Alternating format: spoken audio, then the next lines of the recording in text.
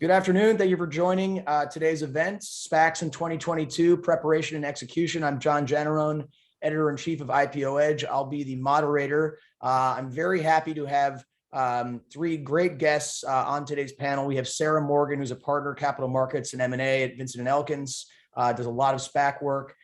She's a friend of our program. Good to have her back. Niccolo De Masi is also here, also a friend of the program. He is the CEO of DMY Technology and has done a handful of SPAC deals, which I hope we'll talk a little bit about. And we have Jim Zukin, who is new to our show, who's the chairman and CEO of Zukin Certification Services. I just want to jump right into it. The first topic I want to address is SPAC readiness. And I also just want to reflect on 2021. So I think I'm going to kick this off with Jim.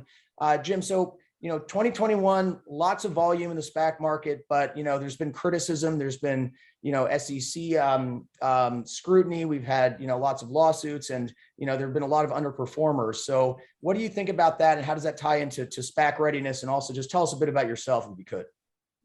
Sure. Well, thank you. And it's great to be here. I'm the co-founder of what was Houlihan Lokey, Howard and Zukin, now Houlihan Lokey. In my early years there, working with the other founders, we played a key role in the creation of the standards around fairness opinions. They really became popular after an old lawsuit called Smith and Van Gorkum. I only mention it because that really created a standard for fairness opinions. Then I was again with the small team that developed the modern solvency opinion. And so earlier last year, I was approached by some of the leaders in the SPAC field who sounded me out for creating a SPAC readiness certification service. And it felt a lot like a financial opinion of the types that I've worked on throughout my professional career.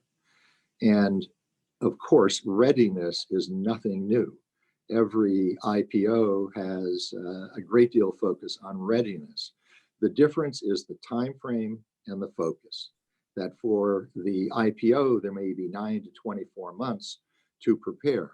It is the company that starts the shot clock, so to speak, based on advice from their underwriter. And so in the case of SPACs, it is a very short period of time that we're all aware of. And during that period of time, the focus of the sponsor and their advisors is generally not on readiness.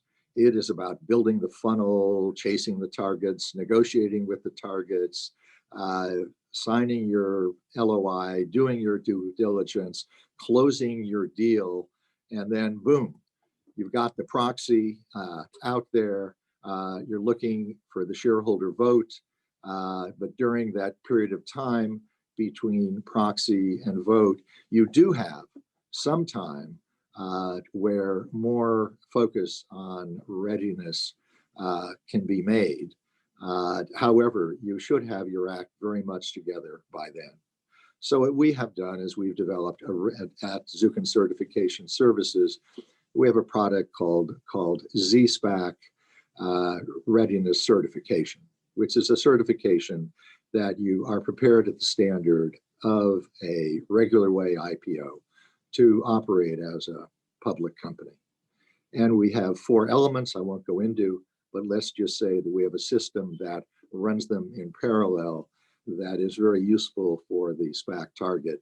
And then we very much work closely with the board sitting in full and the audit committee who have the oversight for readiness. And that's the background on the service and on me. All right. Well, Jim, thanks for that. Niccolo, I'm gonna ask you to weigh in on this next. Niccolo, as I mentioned before, has done. I mean, you're one of the most prolific SPAC sponsors out there. How do you view readiness, and also setting your own deals aside? Do you think readiness was an issue for some of these companies that haven't traded well? Yeah, I mean, look, we view this as a flight to quality overall, and we've tried to be well ahead of that curve, as has our underwriter at Goldman Sachs. My first SPAC, Goldman Sachs was doing only 1 per quarter. And so the bar was very, very high for sponsor quality, which in turn drives target quality and target readiness and ability to be a successful public company. Goldman still holds a high bar, but I've noticed that they're doing more than one a quarter. and I feel like a one a quarter might have become one a month at some point. And I could have sworn at some point, 9 months ago, that one a month became one a week, or something like that. I am, as you know, John, a big believer that this ecosystem needs to be long-term greedy, as we have been at DMY. And I'd like to see underwriter, patience. I'd like to see underwriter, sort of holding much higher bars when it comes to who they are willing to work with. And I actually think that the ecosystem, whilst it will, survive in some way, shape, or form, one way or the other, it's gonna survive in much grander style if kind of the bottom 75 or 80% of the market goes away, and we can all sort of work on people that know what they're doing. Ultimately, the readiness is something, look, if underwriters take on SPAC sponsors that have never run a public company, right? Never done an IPO, never done a public M&A transaction, it is a recipe for a problem, because it is the blind leading the blind, right? And so absolutely, my partner and I, Harry Yu, I know we've done 25 public companies and probably done almost 60 years of running public companies between the two of us. And so we're at one extreme, right? And my view is that only people like us should be in this business. Venture capitalists who have never run a public company, they don't really have a role as a SPAC sponsor in my mind. Same with recovering M&A bankers and recovering private equity guys and gals. Or my favorite are like celebrities who've never run anything, right? And so, if the ecosystem is going to keep going with sponsors who haven't run public companies a lot and can really be the guide, then Jim Service and that sort of concept has to fill the void, because there has been this sad evolution in the last 12, 18 months, where in addition to underwriter quality coming down for who they work with the sponsor side, there's also been this whole terrible ecosystem of sort of M&A bankers treating a SPAC IPO like it's a sell side mandate. And that's caused a whole other level of short-term greed versus long-term greed problems, whereby all of a sudden companies are kind of hiring people to go, oh, well, should I sell for a suitcase of cash? Should I stay private? Or, oh, wait, we could just sell to a SPAC. And that is a mindset that has led to a lot of accidents. There's going to be more accidents with that mindset, is my expectation rather. And so the SEC is understandably sharpening the pencil on everything, as they should. And there's going to be, frankly, more expense that converges increasingly with just a traditional S1 process. That is my prediction here. And we're converging pretty quickly, and we will continue to do that. So the SPACs that survive will be the ones that are actually doing something unique to add value in the ecosystem, to get companies public, maybe a year earlier than an S1 would get them, but not 10 years earlier.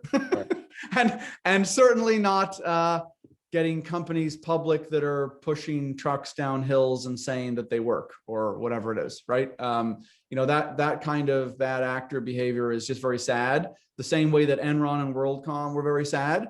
The same way that there was a number of probably, foreign private issuer IPOs from China that were very sad for the US markets. There's always some bad actors somewhere. There's also a lot of good actors. And in the middle, there's people like Sarah, Jim, and the SEC to try and make sure that we keep tilting the balance in favor of good actors. All right. Sarah, what do you have to say on this?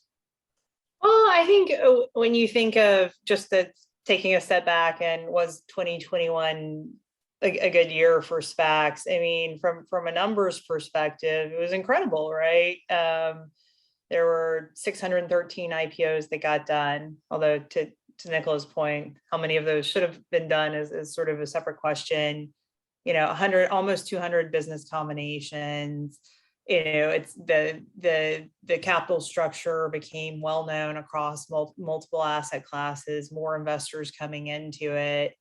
More people are aware of it as a product, more people are aware of it as a way to go public. So I think that's all to the good, but there was, there was quite a bit of headwinds with that too, which is really just the market getting oversaturated. And also, to Nicola's point, a few people wandering into the market who maybe weren't as prepared as they should have been. But I think overall it was a good year for SPACs, and I think that I don't think that the SPAC is going to go away. I think that for the SEC to change it completely into the same diligence standard, the same underwriting liability standard as an IPO process would take an act of Congress. There are things they can do around the edges to kind of push people to disclose more and to do more things, but I don't think they can arbitrarily make rules that change the fundamental nature of the way SPACs are right now. I think there's some, lawsuits and court challenges and whatnot that are going to make people be a lot more careful around this anyway. But the serial sponsors, Nicola, the people that we represent, have always done a very robust diligence process around this. Those people aren't going to change their process. They're not going to change their target selection process. And those are the people that are going to survive. I think overall 2021 was a mixed bag. There was a lot of good. We learned a lot. We learned a lot about the market. We learned what the market would bear. And I think 2022 is set up for a very, very interesting dynamic, just because of the number of SPACs that are out there hunting, right? I think it's something north of 550 right now. I know, right? There were 40 on my first one. It's sort of hard for me to educate myself on this stuff. It's like 500 of the 540 need to go away. That's my general view. But and so a lot of them probably are going to go away. Oh, they will. Oh, absolutely. If you look at, the thing, it's a math problem, right? So I think the last time we evaluated this a couple of months ago, the average shot clock, the average life on the SPACs that were hunting was about 14.4 months. And then if you extrapolate the pace with which deals are getting signed right now, it would take 34 months to flush all of the SPACs that were then in the system out of the system. So you clearly have like a fundamental math mismatch. Unless the market starts to get a little bit friendlier, I think you are going to see a bunch of people either extend or just pack up their bags and go home. But I think to your point, that's just going to create, in 2022, what we'll call like the flight to quality, right? People who have, people who want to go public via this vehicle there's going to be a flight to sponsors who can really bring, significant value add, who can bring, relationships with institutional investors for the pipe, who can really get them ready, to be a public company, to help craft their message to investors. So I think all of that, for serial SPAC issuers like Nicola, I think, 2022 is probably looking like a good year. Probably not the case for everyone across the SPAC ecosystem. And we have seen the IPOs slow down. They slowed down to virtually nothing there for a couple of months and then started to pick up the last couple of months. But again, we haven't seen anything like the huge uptick that we saw in the first quarter of 2020. And I think it's going to stay. I think the IPOs are going to happen at a very muted pace until we get, the current bulge through the system. That makes a lot of sense, Sarah. Nicolo, I want to go back to you and just drill a little bit deeper on something you already touched on. You like taking growth companies public through SPACs, and you've had more success than most, I would say. A couple of your deals are trading phenomenally well.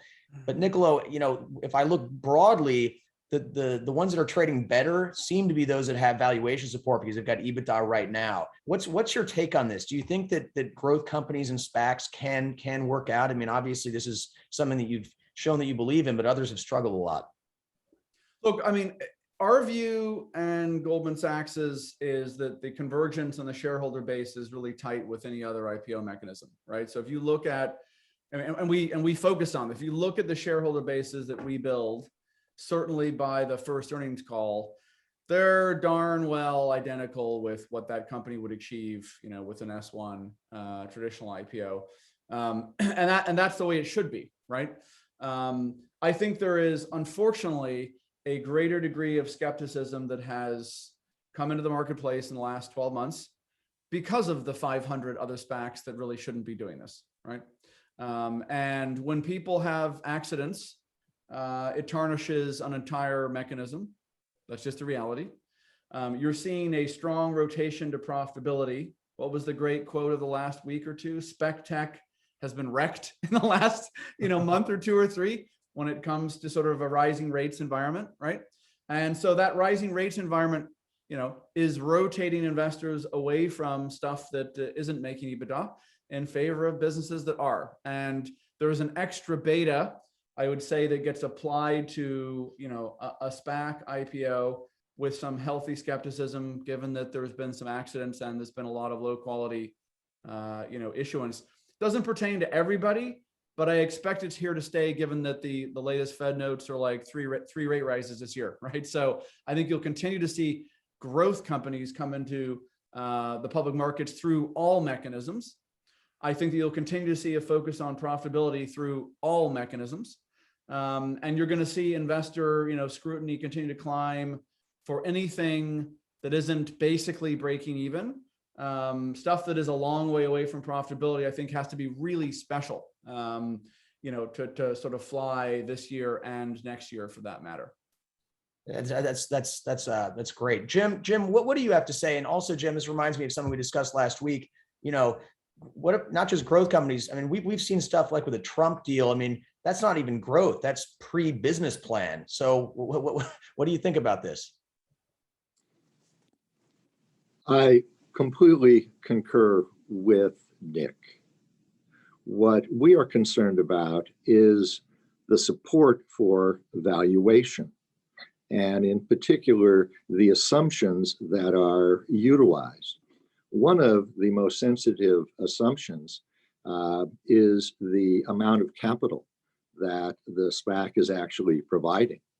And so with redemptions at an all-time high, it's important to check and see that the assumption underlying projections that underline the valuation are consistent with the expectation of the capital that's actually going to be delivered to the D-SPAC. That's great.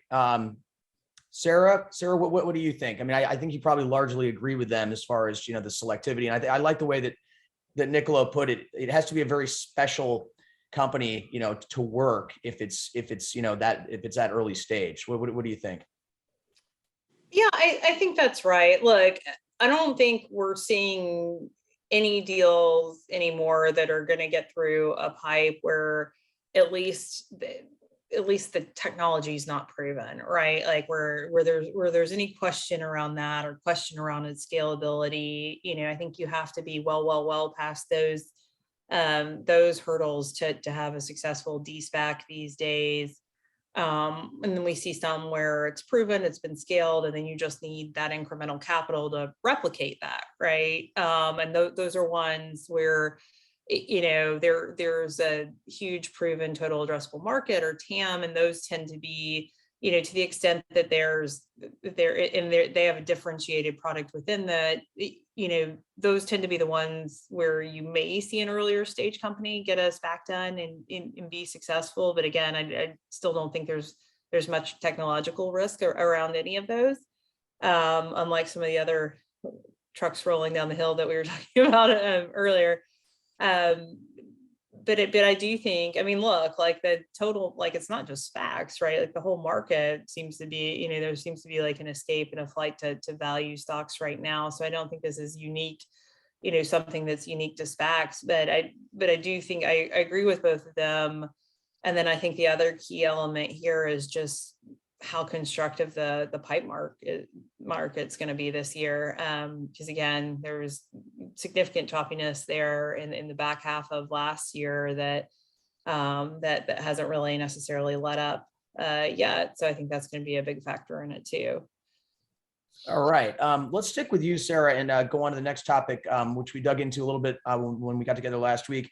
What's going on with the pipe market? I mean, if you go a year, go back a year in time, everything was trading so well, getting in at $10 probably looked great, but what you were explaining to me is that, it doesn't feel that way anymore. So what kinds of things are we seeing happen as far as, both strategic and financial investors in the pipe side? Yeah, well, I mean, I think part of the problem is when we all think of when people think about the pipe market, they're comparing it to first quarter of last year, which there was an irrational pipe market. And you would see deals that were 10, 20 times oversubscribed, and it didn't make sense other than the fact that there was just all this capital flooding into the SPAC ecosystem that didn't want to miss out. And I do think that a lot of the large redemption numbers that we saw in the back half of this year around deals, part of that was the fact that those were deals that were signed up right in this very euphoric stage. And it's just the reality of the valuations that were assigned in that euphoric stage. Now, you're in a non-euphoric stage, like having votes and redemptions on it. And the pipe market kind of matched that. All of the hedge funds and institutional capital that had traditionally played or had begun to play in the pipe market in first quarter sort of pulled back. And it's, Nicola, I'd be interested to hear if you have a different experience, but they are less likely to participate even in a process now than they were even, say, mid-year last year. But you're seeing, on the deals that we're doing where they are getting done, you're seeing investor relationships of the targets. You're seeing strategics who have an interest in the target, who have some other kind of nexus of their business to the targets really come and play. I mean, we do, we tend to do a lot in the energy transition space. And so we've seen tons of strategics wanting to participate in that because their company has some other, some other interest in it or some other synergy with that kind of company. And so we're seeing people come in and fill the gap there. Sort of alternative capital managers, strategics, like actual strategic, public companies coming in to invest. And so pipes are still getting done. It's just less so with the traditional hedge funds and institutions. And whether those people ultimately rotate back into SPAC pipes is, still remains to be seen. I think people were hopeful that after they cleared the books at the end of 2021, you may have seen, some rotation back into it. It's probably too early to call yet, but as of the end of last year, they weren't there. And so I think, obviously having a pipe alongside the SPAC, smart third-party capital verifying your valuation is still critical to the process. So I think that's going to be a huge impact on the success of SPACs in 2022. Well, I'm going to let Nicola.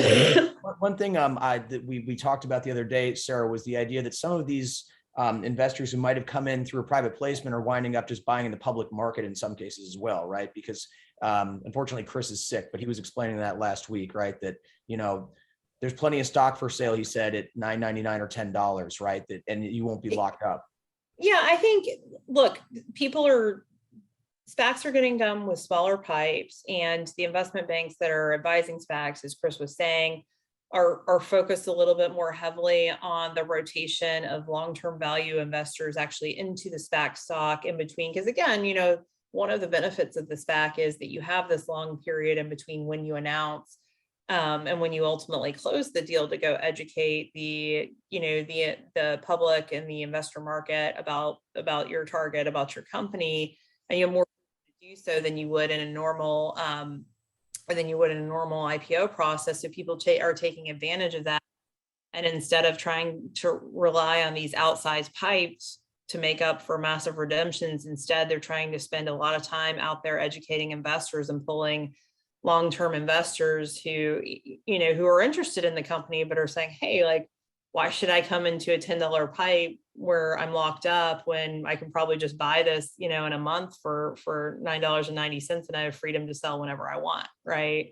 And so I think that Chris was talking a little bit about that phenomenon where people are focused on really rotating the ownership of the stock before you ever get to that redemption date. So you have more, you have that long-term investor base that's there and ready to be invested in the company. Gotcha. Nicolo, you of course have, closed 4 deals. What have you seen? I mean, there's probably some great data points there. What's been your experience and where do you see things going right now with pipes? Yeah, look, we've closed 4 deals and we've closed all 4 of them with kind of record low redemptions, right? So we're particularly proud of the fact that in Q3, the average redemptions were 52% and we were at 2.5%. And in Q4, for Planet, I think average redemptions will, whenever the data's out, probably at 70 or something like that. And we were even lower at 2%. Supply and demand is an amazing phenomenon for anyone who did high school economics. It's kind of amazing, right? So everybody, the number of people that ask me, A, how we get pipes done, and B, how we're getting deals on the low redemptions, I can't count on all my fingers and toes on kind of a weekly basis, right? Because there's literally 500 of the SPACs wondering how we do it, right? Believe it or not, and I'm happy to give everyone the secret sauce right now, comes down to 2 things, price fairly, forecast accurately, right? It blows my brains out, right? When people sell a pipe on X and then lower numbers, on the way to their vote.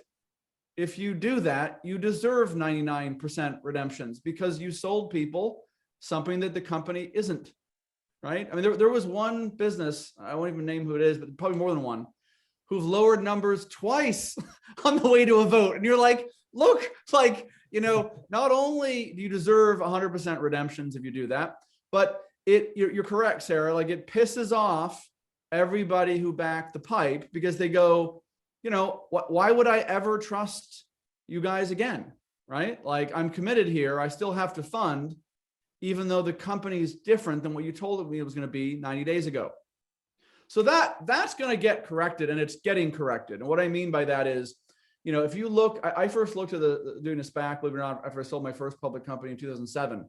And a lot has changed since 2007, right? There used to be, Goldman Sachs kind of invented the idea of doing a pipe, maybe 3 or 4 years ago. Before that, people didn't do them, right? SPACs used to be a pretty, I'm just going to say, 4-letter wordy vehicle where no pipes were involved and there was kind of no validation, and it was kind of a tier 3 option for companies. I'd say that, that has turned around for the top of the IPO underwritten SPAC business that really Morgan Stanley and Goldman Sachs are probably leading. And the reality is that for quality deals, you will get a pipe done if you price fairly and you forecast conservatively.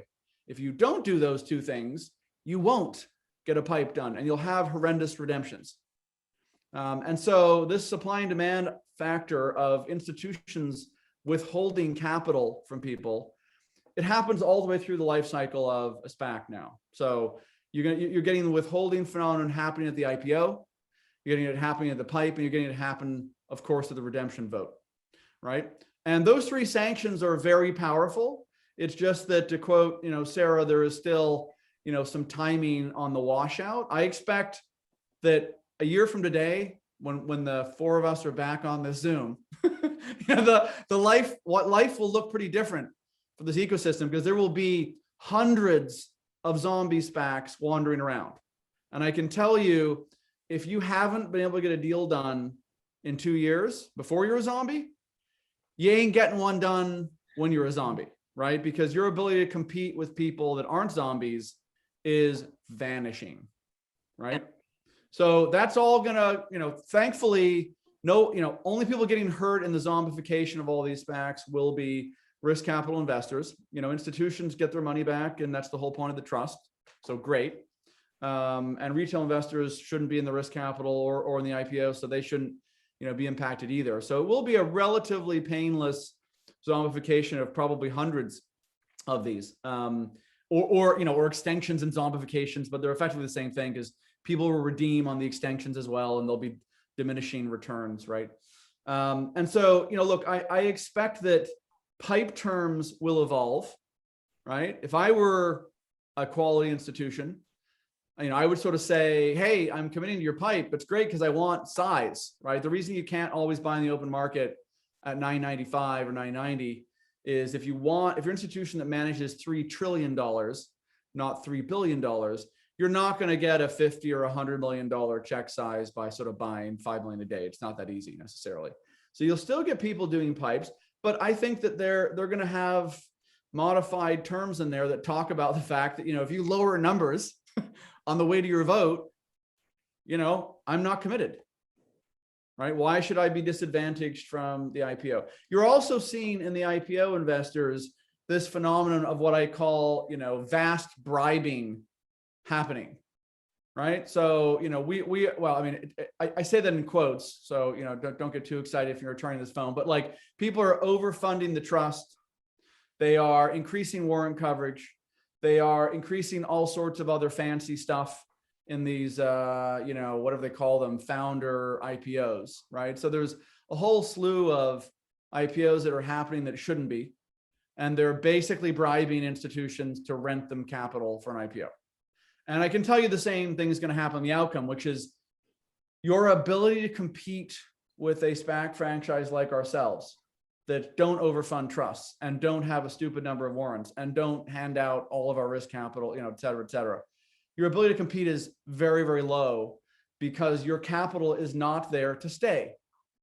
You're just renting it. They're going to redeem. They're going to redeem. They're there to redeem. Why wouldn't you redeem if you're being given a chunk of warrants and overfunded trust and, on and on and on and risk capital? Like, why wouldn't you redeem? It's a great deal to rent someone capital and then have your money back and still have a carry. So, but the issue for the companies, the target companies, is that you're going to have, virtually all redemptions in those situations. And so you're going to have a problem getting a pipe done when you signal that you're a team that had to bribe everybody to do your IPO. And then you're going to have a problem getting quality target companies when you're signaling that all of your IPO money is going to go away. Now, let me contrast that with what we do.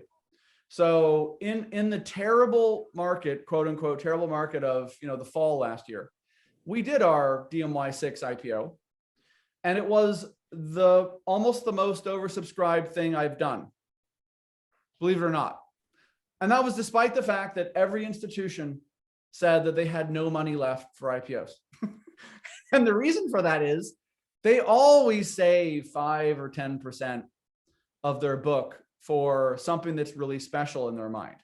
And so the reality here is a firm like DMY has the luxury, and we keep our SPAC small. So all of our SPAC trust accounts are small. They're 200, 250 million. They're not 800 million. And we do that to maximize our target universe, right? We're not, if you do $1 billion SPAC IPO, you're hunting the double-digit billions. That never trades well. It doesn't matter which deal you look at, nothing in the double-digit billions trades well, right? So we stay small, we stay disciplined, we are long-term greedy. We are not the most successful SPAC sponsor personally, financially, but we think that our target companies are on average. And so our ability to allocate down IPO investors who are not going to be there long-term is exceptionally high when you're 6x oversubscribed. When you are bribing people to make it to 1x, they're not going to be there at the first earnings call. And they're certainly not going to be there at the first year's full year results. Whereas our book will be, right? And so this ecosystem is still early. It's still evolving. It reminds me a lot of, venture capital in the 90s or private equity, 20 years, like brands are getting built. Virtuous circles are getting built. If you make money for people and you treat them right and you treat them well in your ecosystem, they come back again. And if you don't, they won't. That's great, Nicolo. Jim, there's a lot there. We were talking about pipes, but anything else that he just mentioned you might want to riff on here, especially with regard to what he mentioned about, adding these extra goodies to the deals. Is that actually a strategy that makes sense, or is it just going to wind up, leading to very, very high redemption rates? Well, I think the goodies remind me of the day after Halloween when all of our children go through zombification. And so I would say that they have an extremely short half-life, but they sure look great at the first moment. The one thing I'd like to add is that we are seeing a real differentiation between three categories of sponsors. The first one we refer to or describe as the serial SPACers like Nick and the institutional SPACers launched sometimes by huge sponsor private equity firms. And that's the top group. The second group are new sponsors, but they are very experienced market participants. They have run significant public companies successfully, and they have top-notch advisors like Sarah, like the bulge bracket underwriters, etc. And then we have the great unwashed. And in this group, there are some stars. There really are. But it is hard to differentiate between them. So there's a lot of unknown there. And in these three categories, you can also see a differentiation of the supply of capital. First category, they're getting the capital they need. Again, pipes are evolving, will evolve, and so terms are changing. Backstops are, what you hear more and more about. There is good capital, but more difficult to find for the top-notch new sponsors. And then for that lower category, it is tough sledding. So that's our update, or my update.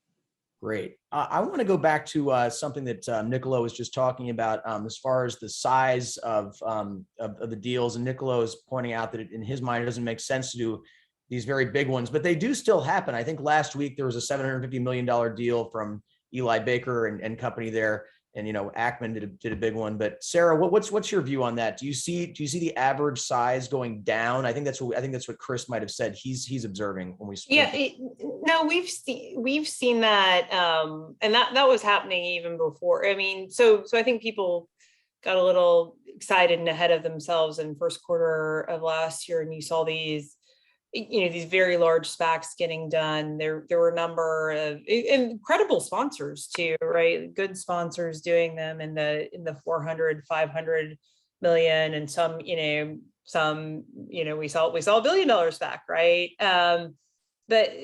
But again, so as you think about the way SPAC economics work and the fact that people aren't going to want to bear the 20% dilution of the sponsor economics on the SPAC on a one-for-one basis. Normally, if you're a SPAC looking for a target, the target needs to be at least 3 to 4 times the size of the SPAC. And so I think Nick's point was the universe of targets that you can look at if you're a $200 to $250 million SPAC, which in my opinion is the sweet spot, right? You're bringing enough capital to the table when paired with a pipe that it's meaningful, it's meaningful proceeds to the target, enough for them to want to pursue it. But it's not so big that you have to, you can only look at targets that are in, the $2 billion, $3 billion, $4 billion plus, because there's only so many of those out there, and how many of those are willing to go public or willing to go public via SPAC. You're really limiting yourself. And then if you're a big SPAC with a lot of capital that's going after something that's not, a huge multiple of what your SPAC size is, I mean, chances are you're going to have to cut your own economics for it to make sense, right? Because people just won't bear the dilution. Yeah. And so I do think, whether it's just because of market forces or people realize that having that, that degree of nimbleness and greater, selection of targets, we did see SPAC size reduce over time and coalesce more towards the, 150 to 250 million level. And I think you get much below 150 million, it doesn't make sense for the target because of all the expenses that are part of the process too. It eats up so much of the SPAC capital. But I think that, there's a lot of things that can get done in that, in that 150 to 250 range. Niccolo, you touched on this before, but do you have any other thoughts on that? Why you wouldn't want to go to 750 or $1 billion? Yeah, I mean, look, I don't think the I don't think the multiple is 3 or 4. I think the multiple is 6, 7, 8, right? If you look at what we do. Ideally, right? I said at a minimum 3, yeah. 3 to 4. We're doing those $2 billion deals with these little SPACs, right? And so the reality is you have to earn your keep at the end of the day, right? So, the pipe has to be large, the enterprise value of the company that you're working with, and we call them partner companies rather than target companies because that's what they really are. And at the end of the day, I think that the risk with large SPACs is not just that you're hunting in, double-digit billions pretty quickly. It's also that, transactions at that size have a lot of sophistication. They have a lot of options. They have a lot of readiness. Look, people have pulled them off, but as I sort of said, they tend not to trade well. And I think the reality is some of those have probably been overpriced, right? And I'm not saying there aren't things overpriced at every level, but I think they tend to be overpriced, and they tend to be things that happened 9 or 12 months ago. So I will bet that our friends at the Eagles, who just did another large SPAC IPO, but I think it was smaller than the last one they've done, or smaller than they've done in the past. It's probably a sign of the times, right? So guys that were doing $1 billion SPAC trusts are doing 500 or 600 million or whatever it is. DMY has been very consistent. We hang out in the same place because we're building network effects around our ecosystem, and our ecosystem focuses on people that need kind of $500 million of total capital and sort of tend to hang out in kind of the $1.5 to $3 billion pre-money, enterprise value zone. They do tend to be growing technology companies. That's what we focus on, because at the end of the day, Harry, my partner, and I, we've spent the last, 20 years or more running public companies in kind of this size range and above, in Harry's case. But the two of us are very facile at helping businesses really roll their sleeves up and help businesses go from being private to that first earnings call to the first full year results. And we view our job as helping businesses that are going to be public soon, maybe get there a little bit faster, but also get there with some board members that can really help them, not just with the capital raise, but also operationally and strategically, right? So I agree with the earlier comments about strategic capital coming into the marketplace. We were one of the pioneers of that happening with things like our INQ transaction about a year ago at this point when it was announced, and others have followed suit and learned from that. But I will say that, we focused on transactions that financial investors like and strategics like. I think if you bring something to market that only strategic investors like, you're just delaying a problem, right? You're just going to have an issue getting that true investor base coming in that wants to hold the stock, that isn't only purely on the 10-year sort of strategic view, right? And businesses can only command strategic capital. They should probably stay private another turn if there's really nobody that wants to look at it other than strategics. That's great. Jim, I'm going to go to you in a second, but Niccolo, you just made me think of something I wanted to ask. With as much experience as you have you been in a situation where there were not really any good public comps for the companies that you were taking public, and did that cause problems? To get investors to understand the story?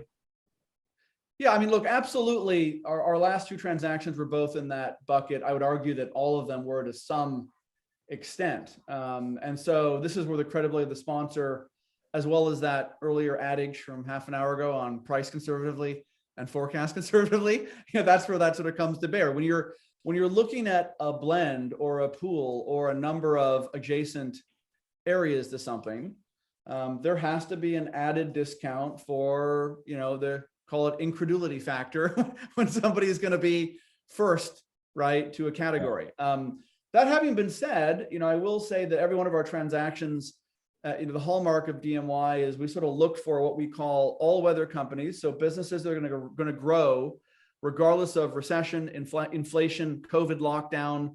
We're looking for big secular growth trends, right? And so in addition to that, we often tend to be first in at least a lot of what we're bringing to market. There's always something pretty unique, if not extremely unique.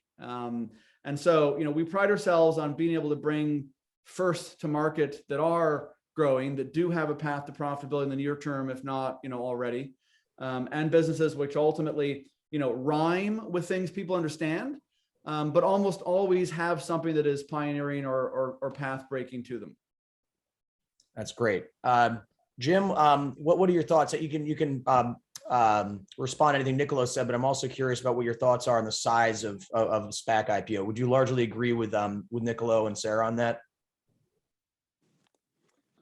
Yes, but I would like to focus you on the ratio of the enterprise value relative to the initial SPAC capital. It is my sense that that ratio may come down. An observation, we shall see. But back to Nick's last point, comps are, of course, very relevant, but any valuation that is primarily developed based on comps has to be carefully analyzed and supported by fundamental valuation. If you cannot get there on the basis of the old-fashioned projections and the discounted cash flow, I think you have a problem. And as a few of you may know, I literally wrote the book in the field of financial valuation. So it is an area that I will stress competency.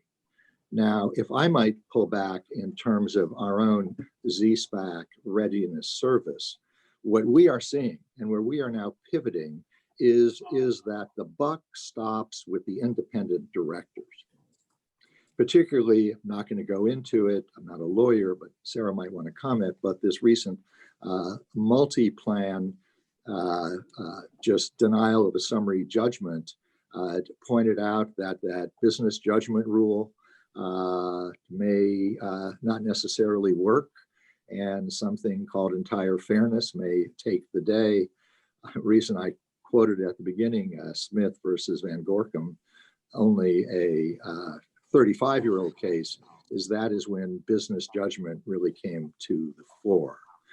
And so we are predicting that the independent directors in particular, and the boards sitting in whole, are going to be very much under the microscope in terms of readiness and in terms of pricing. We also would hope, but have not yet seen, that there would be more fairness opinions provided by the top tier firms. So those would be my observations to your question. That's great. Thank you, Jim. Sarah, do you have any thoughts on that? I have lots of thoughts. We're running out of time. about try to the keep it quick. multi-plan litigation, and frankly, that's like the topic of its own panel. I think because we're short on time here. Look, the court there did say that entire fairness applied because of the conflicts inherent in the SPAC, which are inherent in most SPACs. I do think that doesn't mean that every single SPAC lawsuit is going to get past summary judgment. There, they said that the plaintiff had adequately pled a serious disclosure violation, like what they've accused them of, and people seem to think that this plaintiff's firm waited for some probably, at least on the surface, pretty bad looking facts. So I don't think that damns every SPAC lawsuit to go beyond summary judgment stage. I do think that there are some nuggets in there that are helpful to people as seeing the things that the court was focused on. You should be focused on the fact, like the true independence of your directors. Are they truly independent of you and relationships? And, the court seems to suggest that using the same independent directors for multiple SPACs may impair their independence, and then the way you compensate them. So I think there's going to be a lot of focus around those items. But I don't think that court case means that every single piece of SPAC litigation now gets to go beyond summary judgment. In fact, she was very careful to say that that's not the case. If you look, I read the entire opinion this weekend. So if you look in sort of the granular details of it, so it's important for sure. It's an important development. I think people had speculated that that might be where the Delaware Chancery Court was at, already, but now we know for certain, what they're thinking. But I think it just puts more, additional importance and focus on your board, your independent directors, as Jim was saying, and then disclosure. All of this is cleansed by a fully informed decision. The court was very clear about that. And what they're saying here is that they interfered with their redemption right because they didn't give them all the information that they needed to make that decision. So I think this continues to just show how important it is to disclose anything that might be meaningful to an investment decision. All right. Well, I'm afraid we're there, guys, but I really enjoyed this. The 50 minutes flew by. Sarah, Nicolo, I hope I see you again soon. And by the way, everyone, we will see Jim again soon. January 20th, we're gonna have a fireside chat, Jim and I. So please check that out. It'll be announced on IPO Edge pretty soon here. So everyone, thanks for tuning in, and especially my three guests. Thanks for joining today. All right. Thank you, guys. Enjoyed it. Thank you. Bye-bye.